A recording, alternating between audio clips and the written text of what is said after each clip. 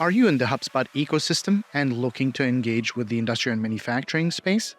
Are you in the industrial and manufacturing space looking to learn more about how HubSpot can elevate your business? Join Chris and Selim, two HubSpot solution partners with 25 years in the industrial and manufacturing space, as they explore the intersection of these two worlds. Through interviews with experts from both ecosystems, they will attempt to bridge the gap in the largest market we know today. This podcast is an independent production by Conveying Your Message and is not affiliated with or endorsed by HubSpot. The views, opinions, and positions expressed by the hosts and guests are theirs alone and do not reflect the views, opinions, or positions of HubSpot Incorporated. Any HubSpot employees appearing as guests on this podcast are not representing HubSpot in any official capacity and are sharing their own personal opinions. Welcome to Sprockets Gears, the unofficial HubSpot industrial podcast.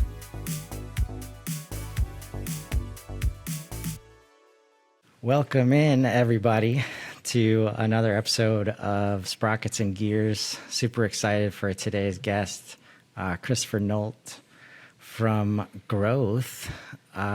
Chris, welcome. Thank you for having me, man. You guys are doing some really great stuff.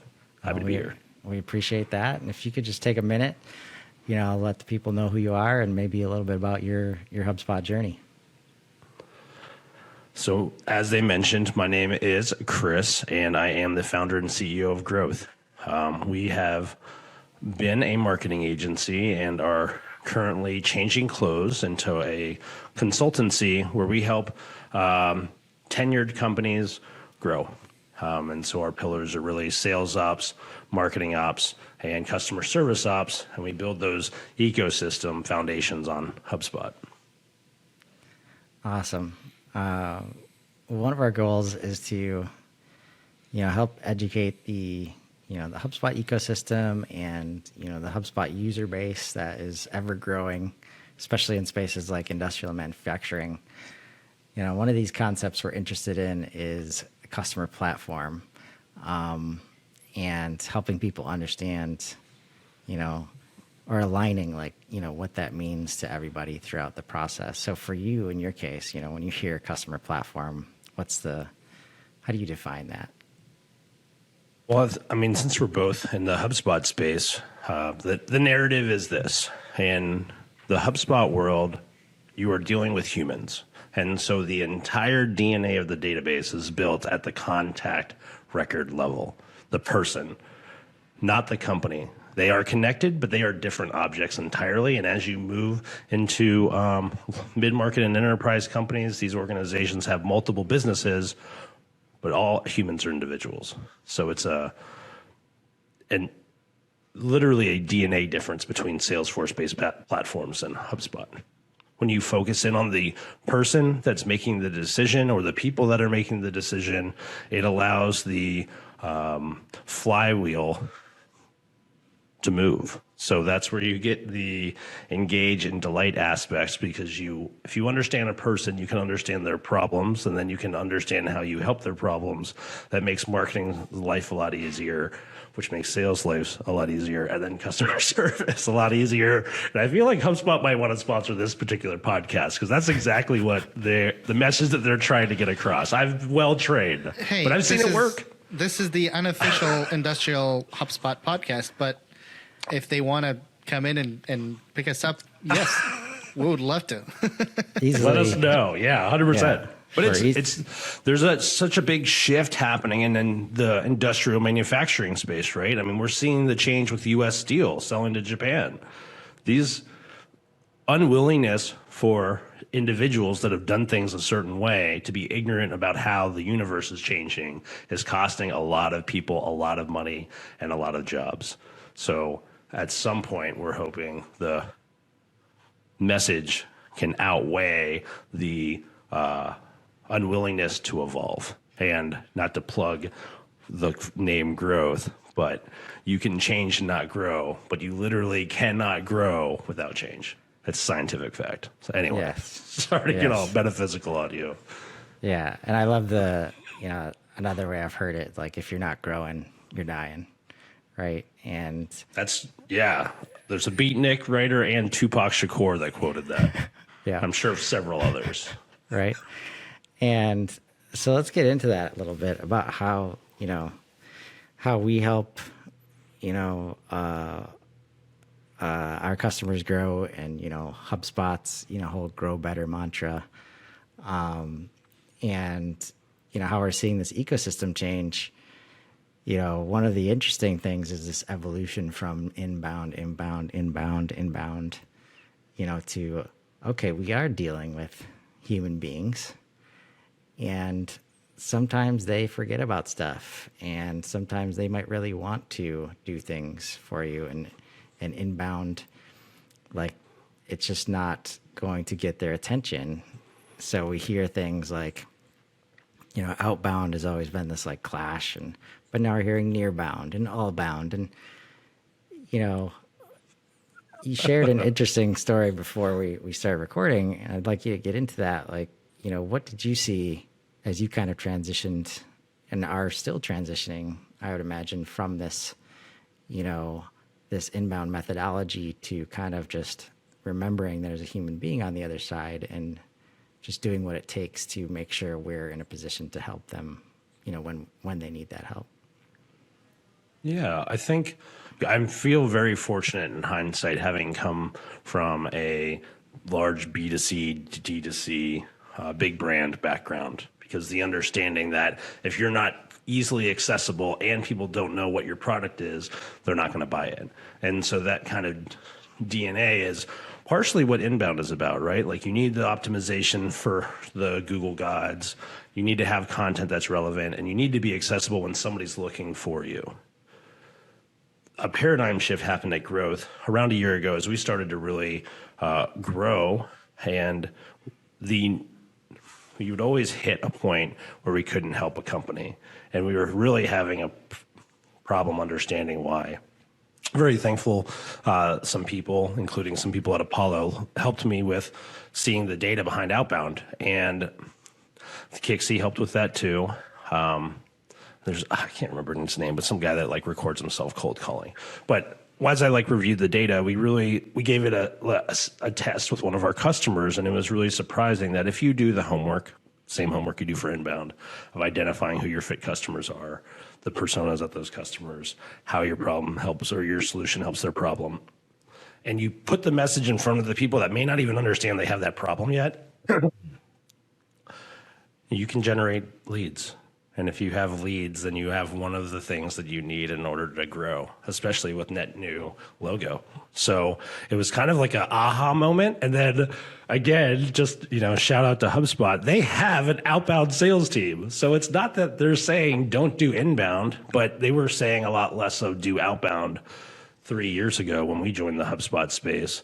And I think now, especially with the universe, the economy and things changing, to ignore outbound as a part of your growth strategy is ignorant.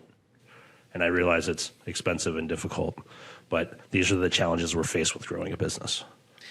I'm interested in digging deeper into this. Before I turned to marketing, I was an applications engineer. I worked very closely with our sales engineers, and so we always talk about what's happening with them, with their accounts and such. And one common theme that always popped up in our space, which is the end-of-line automation space, like 7-8 figure accounts that usually you need 2 years to work them to get to a closed deal. Gatekeepers are really a big challenge. And the gatekeeping is usually not as simple as, no, you know who you're trying to talk to, but nobody's patching you through. Sometimes the gatekeeping is at a level where you are not allowed even to know the name of the person that you need to be talking to. You've been talking about Apollo, which we know Apollo is one of the tools that allows you to, surface that kind of information. How has been your approach in dealing with current gatekeeping? And also in the digital world, there's also the inboxes that are gatekeepers right now. You have IT admins cracking down on, spam. Just talk us through how you get through the gatekeepers. Well, that's a great question. The two most common gatekeepers we have at Growth are IT and payments, accounts receivable and payable. And so Security when it comes to people's data is so important that if we don't have documentation that represents that conversation, it makes it very difficult for our champion and the other people in the process to pass off this thing. And we can usually check that box. We're in a large conversation now that has been going on for months. We're at the tail end, and then they changed the payment terms that are not acceptable from our side. And so we now need to, the first thing we're going to do when we start the new year, since we're taking a break soon, is having a piece about why our payment terms are the way they are. So that way we can start adding that message in. So we still lean on the inbound tools. And when you talk about a real gatekeeper at like a large organization, it is less about needing to talk to them and more about empowering the people you are talking to pass your message forward, so it's not a telephone game. Is that helpful? Yeah, no, that is helpful. I think you raise a good point. Like, especially as we grow into, bigger, bigger markets, up market, if you will, and bigger enterprises, there are multiple people involved, and ultimately, whether it's inbound or outbound, this has to be a part of a bigger strategy, right?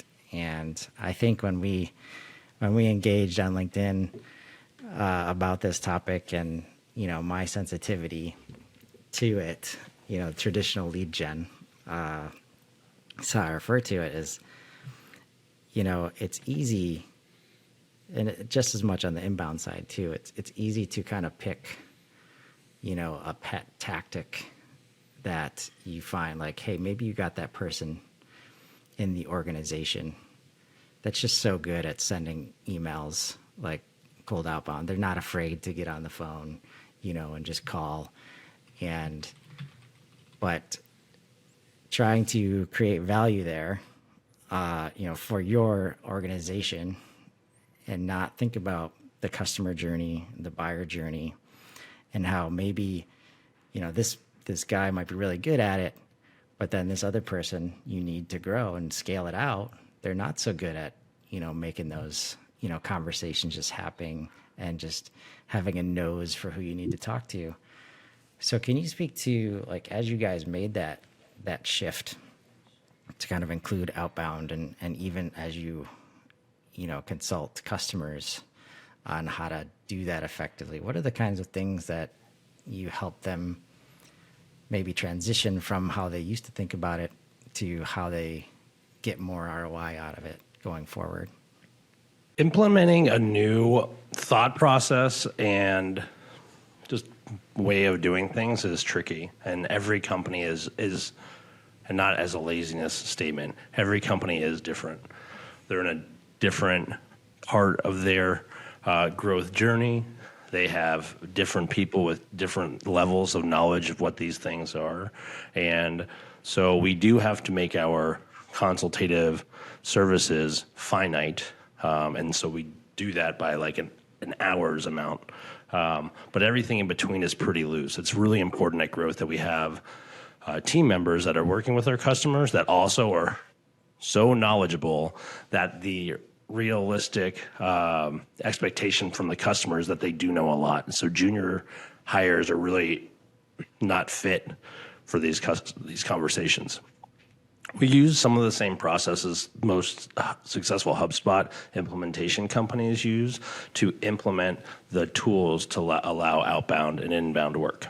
So you have HubSpot, or you need HubSpot set up, and then you basically want to start with some of the training elements, and then that includes the tools you may need. HubSpot specifically does offer some really powerful sales tools, but it's limited at a pro or enterprise level, and that's where we have that whole all-on-one tool where you'll want to find a tool specifically like Kixie, so you can empower your sales reps to make the phone calls. We can lay all this. We lay out the vision at the beginning, and we create a roadmap for implementation, 3 to 12 months, and based off of what we're trying to accomplish and how much time they're giving us to do it. We typically set it up. We shadow them on how to use it, and then we provide training that's ongoing to ensure that they're using the tools. So it's very hands-on. It does require like a very empathetic implementation team that are highly skilled. So if you come in and you don't know what you're talking about, it is very weird. Yeah. No, for sure. And I agree. think Being empathetic in these situations goes a long way. Being in-house in these situations, sometimes we forget that. We lose, you lose patience when you're trying to implement these new systems and people are not working with you or not, let's say, on the same wavelength as you. People are focusing on one big priority in their head, and you're talking about, the nuts and bolts of HubSpot and how HubSpot can make everything good, and they're not focused on that, and sometimes we lose patience. So it's very important to keep that empathy going. Yeah, and that requires really, really good planning and benchmarks. Like, hey, we need to get these certain things done by a certain time. Once you've done this enough times, you realize that while that's true, that may not happen. So in your contracts and as part of your sales process, you need to explain, like, just like highways have those off ramps for trucks that are moving too fast.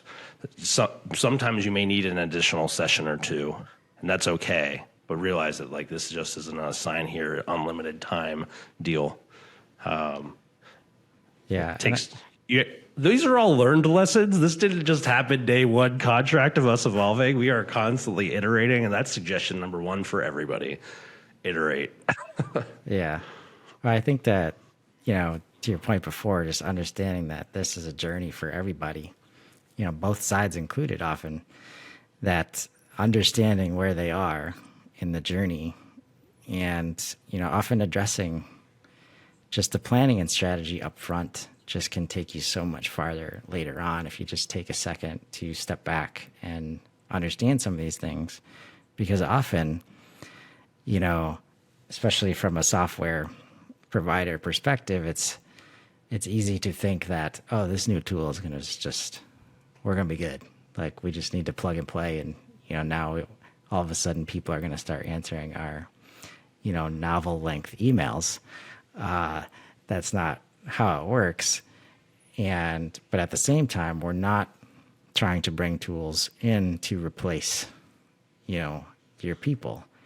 It's about, let's use the tools in a way that, can standardize or automate the variables that we can and should. So now our people have more time to be humans and have human to human relationships and not be busy trying to, crack the email codes or, try and, figure out these things that may have been proven over here, but I don't see it working over here. So now I'm trying to figure it out.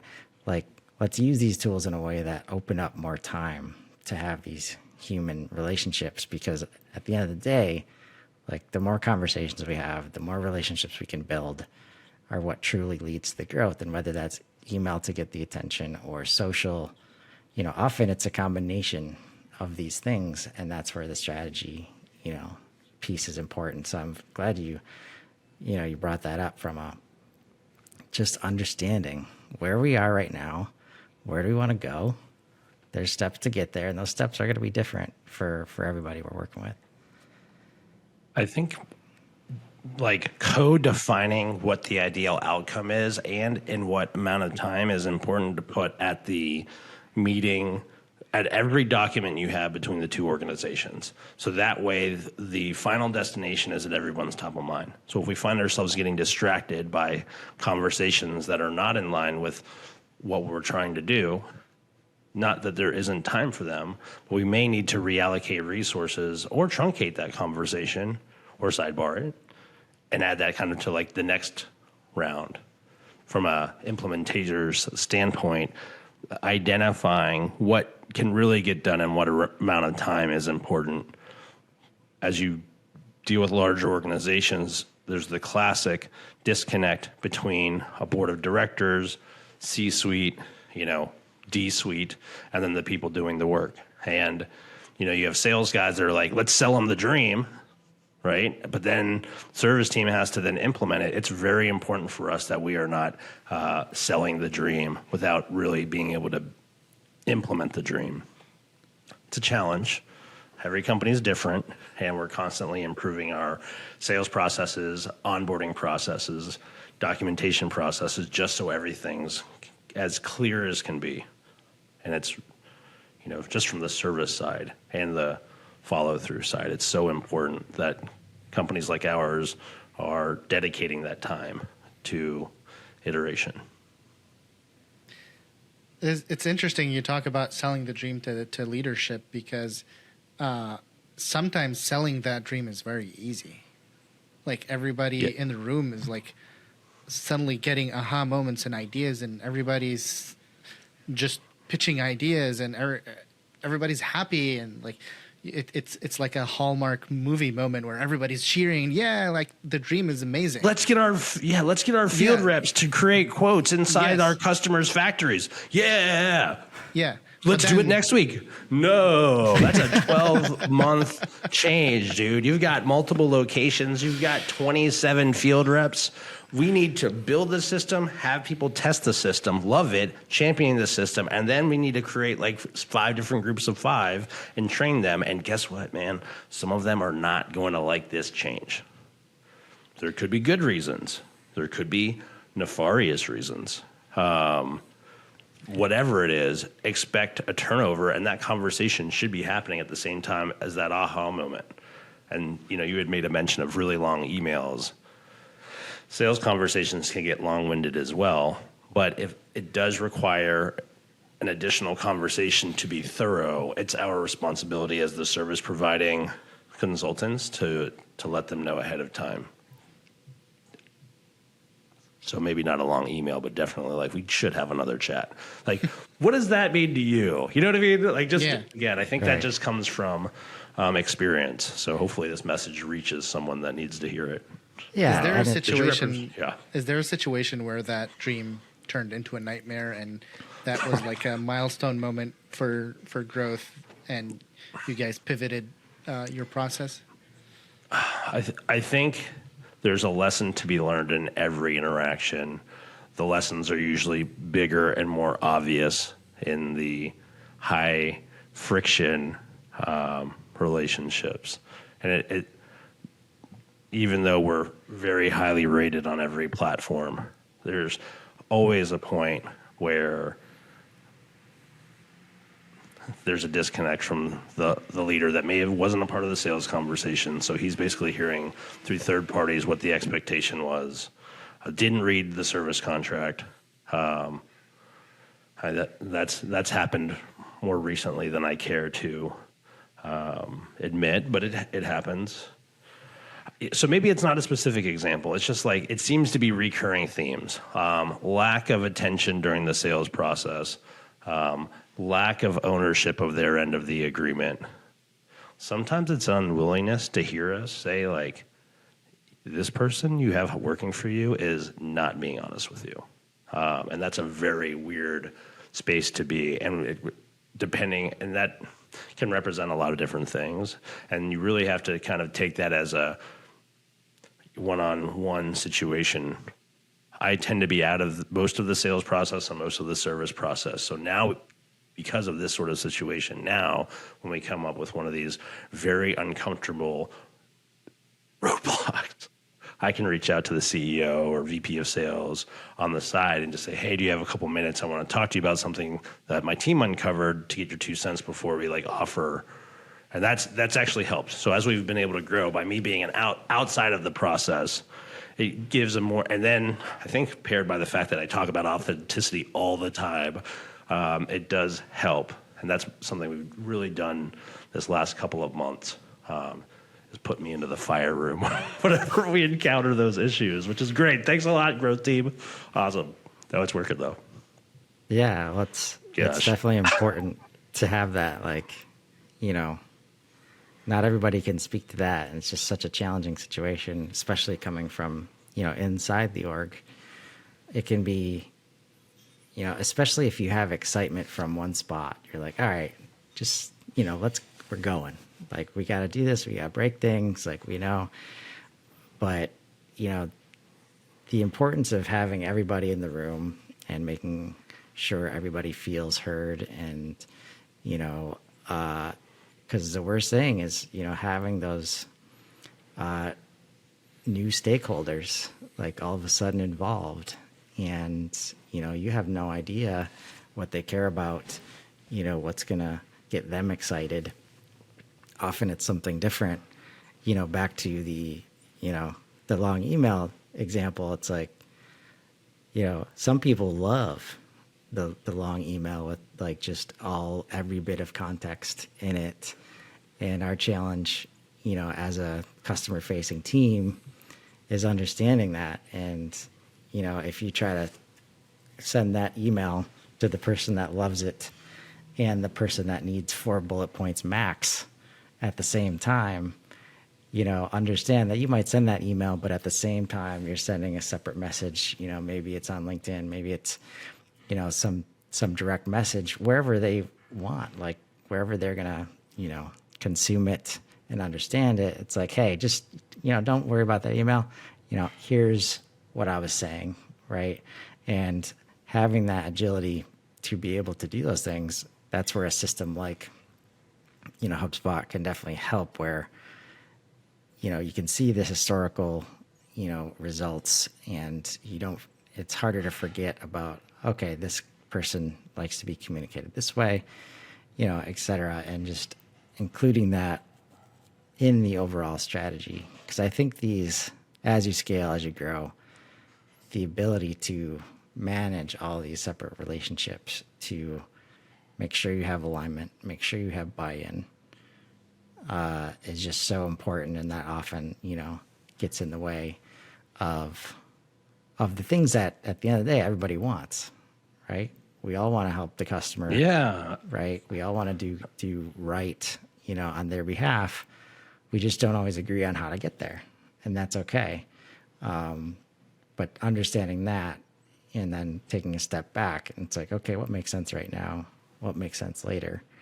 So, coming back to the, inbound, outbound, all these different tactics, often we see like, paid ads, or, the quick, let's just put up a landing page and get downloads, and then we share the emails, and, Magic fairy dust. Right. The quick wins, right? In relationship to this, do we have everybody involved in knowing what's going on here? How have you helped customers kind of take those, maybe we can get there's often some quick wins you can get right now, but how do we do it in a way that doesn't maybe, set some expectations where this is a quick win right now, but we cannot sustain this, right? This is not how we get to where we need to go. How do you, approach that? It just needs to be a part of the roadmap, right? And so you have these quick wins, or we kind of define them as these are the first 3 months we're working together. And certain like marketing companies be like, we can create a landing page in a week, but it's like so disconnected from the whole system that like your fact may be true, but I've been doing this for 20 years. The first 3 months, we want to accomplish these things. And the reason we want to give ourselves more time is because it's all connected, man. So by figuring out your tone and creating a couple versions and testing them and connecting it to your HubSpot system, and then getting your team comfortable with cloning landing pages so it's not like a, oh my God, situation, it takes a little bit of time. And that's our method. Our success rate is very high. You can choose to go another direction. We won't fault you for it. And I may only make one passive-aggressive comment when you do end up hiring us, but it'll be totally in jest. And I look forward to that moment. We'll be happy you're back, but I will poke some fun at you. I guess that's the way. Are you familiar with the curse of knowledge? Yes, I am. I used to be that application engineer that was supposed to know what the landscape looks like, know what solutions are out there, and know what solution to grab and put in a specific, lack of a better word, our solution that we're integrating and selling to a customer. So I'm the person that's being marketed to. I'm the one that gets to decide, do I choose you or not? And being an engineer, being very, snooty and like, no, I know better. I'll figure out what you have. And then I'll call you and ask you for a quote. As a result, I found myself trusting suppliers that have that knowledge base, that have that extensive data, that also have some good newsletters, but the newsletters aren't geared toward getting me to buy today, but are more informational, talking about future developments, talking about this new technology breakthrough, talking about, there's some case studies sprinkled in there. But as a result, I found myself valuing the inbound approach much more than, like, I never took a phone call. Or if anyone got to me or sent me an email, it would be an auto delete. If somebody like got through on the phone, I would tell them, hey, what's your website? Cool, I'll check you out. I'll let you know. Now that I'm working in marketing, a lot of that has influenced how I think about strategy, especially in the industrial space. But I'm a sample size of one. So have you seen a lot of Selims out there, or am I special? You are special, for sure. Don't ever forget that. But you do represent a real group of people, and that's why you do need, no matter what company you are, you do need to have a website that's informative. You do need to have documentation that represents the conversation that you're having. I have a lot of respect for the people that are like, I want to see the documents, and from your experience being one of those people. But some of those documents aren't real. And it still takes me a long time to realize this. Some companies lie, which is, I cannot do it. Man, there's so many moments I wish I could, because it would have saved me a lot of headache, but I can't. So, and that, when I deal with a personality like you, and you ask a question that I don't have an honest answer to, that's my thing, is being honest. And sometimes I lose a deal to people like you, honestly. But it's a learning opportunity for me. So then we go back inside and we say, hey, this didn't work out because of this piece. I want that piece and I want it now. Figure it out. And then we'll go inside and we'll create those components. So yeah, you're not alone, man. You're very special. And you are a hard type to prospect to unless you are a really good solution. And then you're very easy to sell to. So we've gotten a lot better at selling to your people.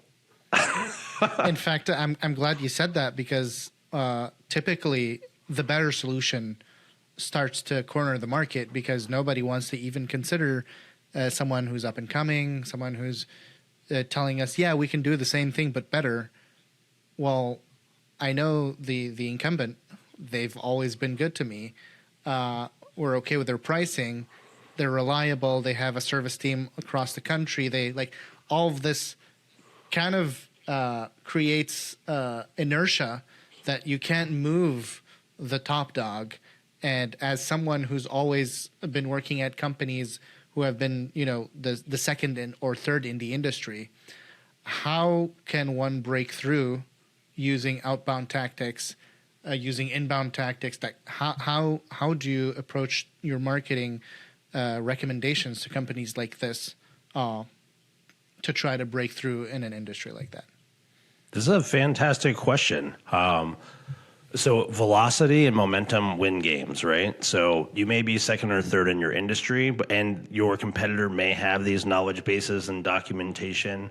But I think anyone's, especially when you're talking about industries of the hundreds of millions of dollars and transactions have 6 and 7, 8 digits behind them, I think anyone realistically can be spoken to and may even engage in a conversation, even though they have a long recurring relationship. And these last couple of years have shown us, Salesforce is a great example about how these long-term relationships can fall apart because of second, third, and fourth options. I find there's a lot of moving parts, though. So as implementers for those types of companies, again, you have to be clear with your communication. You need a lot of content. You need every box checked on the inbound flywheel methodology. You need retargeted ads. They need to be retargeted based off of the services that they're showing. You need case studies. You need hyper-specific case studies. You need testimonials. You need to have a system where you are taking some of your customers and saying, hey, I'd like to buy some of your time throughout the year so you can meet with one of my prospective customers and just be super honest. So there's so many boxes you need to check. But that battle can be won unless you have a third-rate product, and then it might be difficult, and then you're going to have to really lean on discounting as your opportunity. So what I'm hearing is you cannot eat your outbound cake before you eat your inbound broccoli. Ooh, I like that. Eat the inbound broccoli. Yeah, I live in Monterey, and so like broccoli is one of our big produce items. Shameless plug to Salinas. But yeah, I think that's great. Brussels sprouts and broccoli, eat that stuff first, and then enjoy the delicious but spicy cake of outbound sales. Yeah, no, I think that's perfect because content is what we're talking about here when it comes to the broccoli or whatever your least favorite produce of choice, but accepted healthy addition to your diet is chosen, because I think that's where it's so easy to just turn on like the Google Ads, faucet, and get somebody to pick up the phone, even find a show like, it's gonna be a bunch of people at this trade show. Let's go set up a booth. And at the end of the day, we're not against any of these tactics. All these tactics are, if you find an audience, if you know where that audience is going to be, and it's like guaranteed, you're like, yeah, like spend the money to get in front of that audience. Like some shows, like, it can be so highly concentrated with decision makers, like you'd be silly not to go and be there. But now in 2023, moving into 2024, if we go there and we don't have a good website for them to check before and after, if we leave our sales guy in the booth and all he has is a one pager and there's no video to go watch, there's nothing else to support, the process, that's where you're not going to see the ROI anymore. Like he might open the email, but if there's no links to a good looking product page and the only way to get information is to get on the phone, and there's no, like, the content is so much more important now than it used to be. And if you can do a couple of those things first, that's what we mean by, like, paid ads are going to get you some quick wins, because inevitably it's going to get the attention of the person who needs something right now. Your message got through and they don't need, they're calling you and they're buying, right? But those people are fewer and farther between. And if you haven't done the work of backing everything up with the case studies you mentioned, with all the other content, right? That's where it's just, it can be very easily just turning on the faucet and watching the money go down the drain, right? And one and two wins from that should not be a reason to, keep it on at all costs, right? Let's understand the whole strategy here.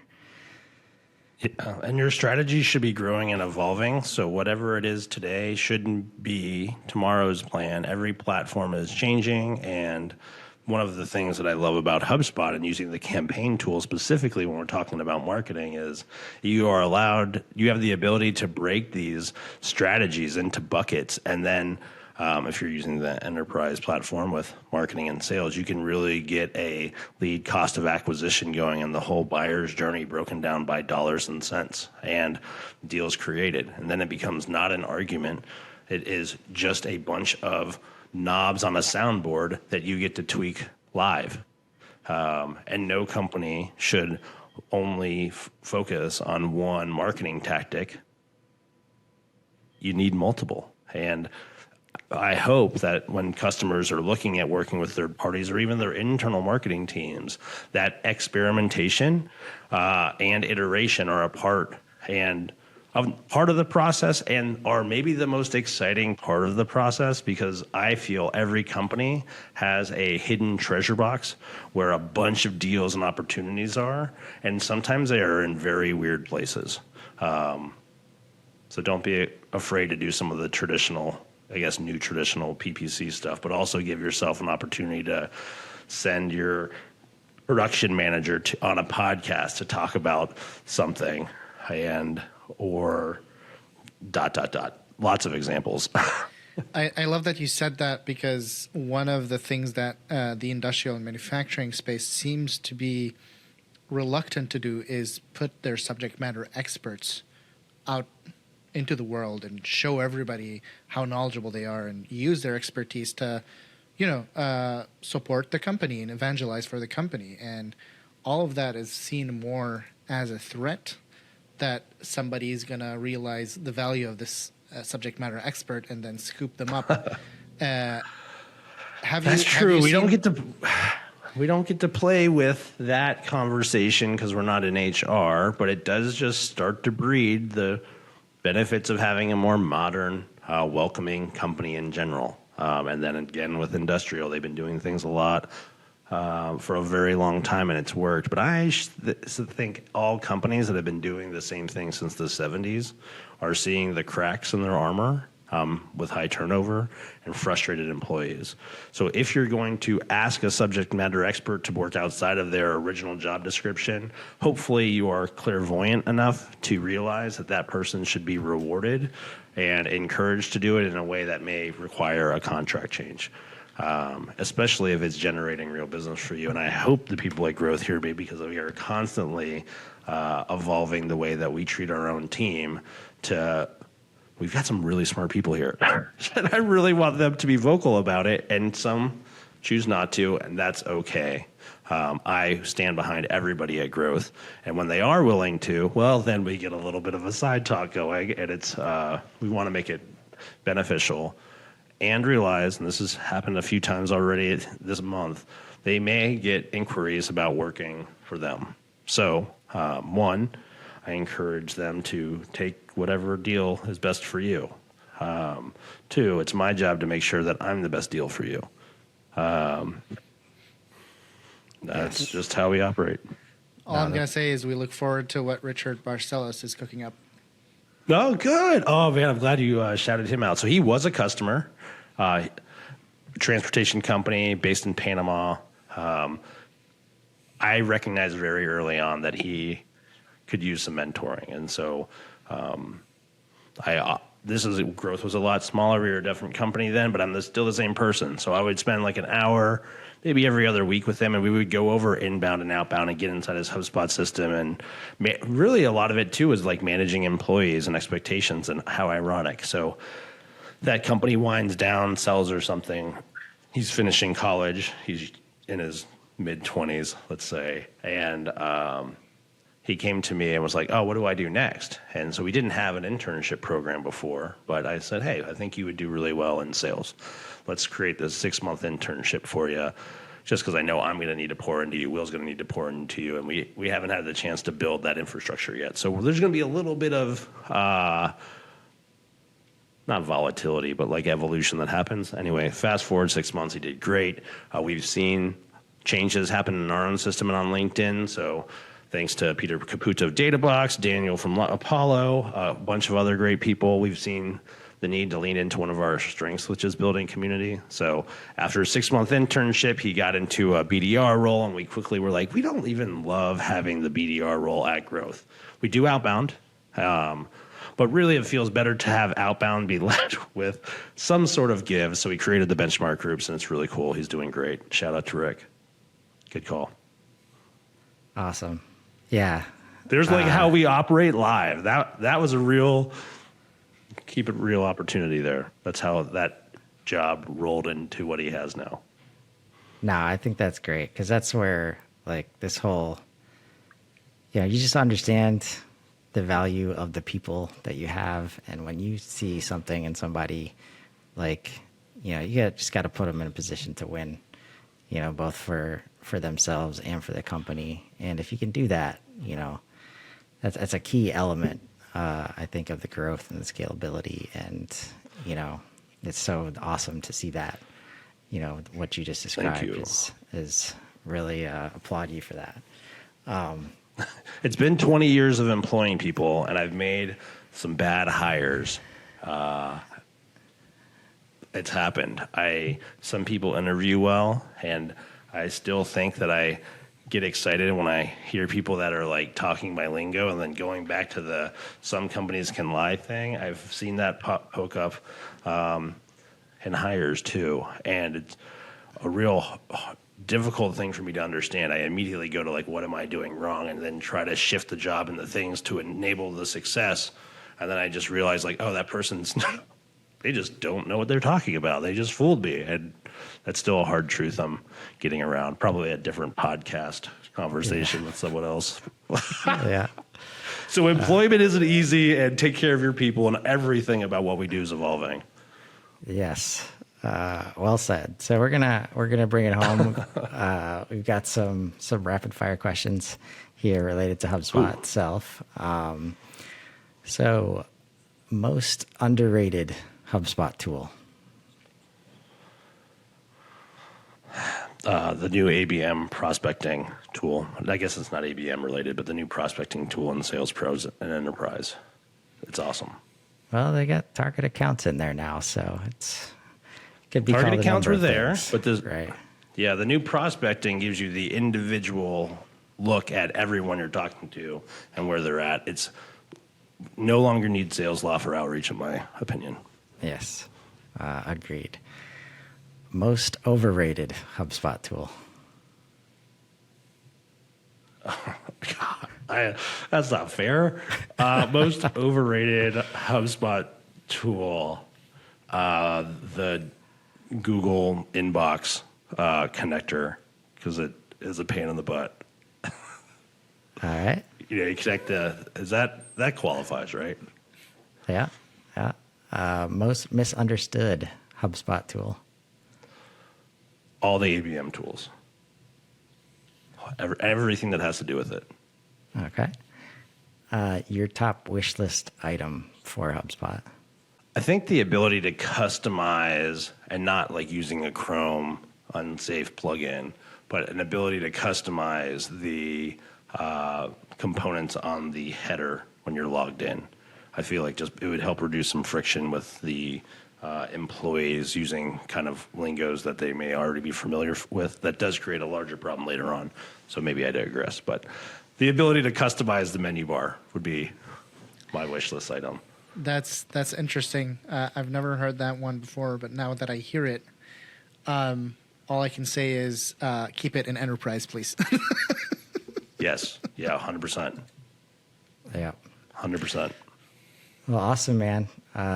This has been a great conversation. Hopefully you'll join us again some point down the road. There's so much we can unpack with and just dig deeper on.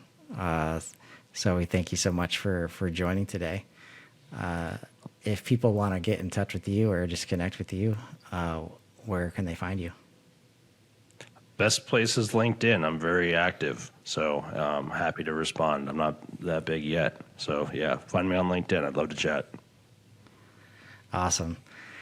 Well, again, we appreciate you stopping by, and it's been a great session, and we'll see everybody Let's next keep time. fighting the good fight.